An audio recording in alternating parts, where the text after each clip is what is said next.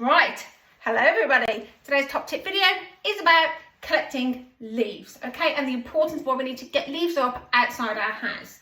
Now, it's always good to keep your dirty old rubber gloves. These are my gardening ones, they're a bit thicker than normal rubber gloves, okay.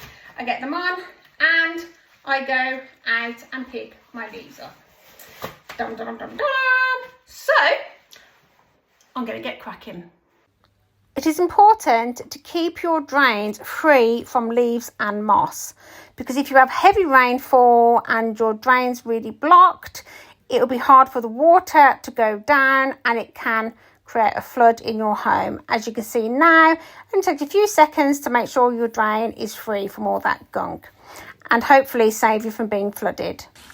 This was the back of my house when my drain was blocked. Thank you so much for watching. If you haven't subscribed, please do so.